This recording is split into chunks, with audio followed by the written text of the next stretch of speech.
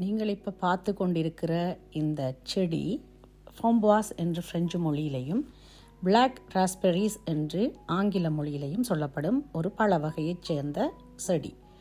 இது காட்டு செடி என்றும் சொல்லலாம். ஏனென்றால் ஒரு காட்டு பகுதியில் தான் இந்த செடியை நான் கண்டு இந்த காணொளியை எடுத்துக்கொண்டு இருக்கிறேன். இந்த பழம் ஒரு இனிப்பும் புளிப்பும் சேர்ந்த சுவையை கொண்ட ஒரு பழ வகைதான். ஆங்கிலத்தில் மிகவும் பிரபல்யமான பழம் என்றும் சொல்லலாம். ஆரம்ப நிலையில் பச்சை நிறத்திலும், இடைநிலையில் சிகப்பு நிறத்திலும், பழுத்து முழுவதுமாக வந்த நிலையில் கருப்பு நிலையிலும் இந்த பழம் 3 நிறங்களை கொண்டு காணப்படுது. இந்த பழத்தை கூடுதலாக கேக் போன்றவற்றை அழகுபடுத்தவும், உணவுப் பொருட்களை அழகுபடுத்தவும் பிரான்ஸ் நாட்டில் அதிகம் பயன்படுத்தப்படுது. நீங்கள் இதில் பார்த்து கொண்டிருப்பது காட்டு செடி. இது பிளாக் ராஸ்பெரிஸ்ன்னு சொல்லப்படுது.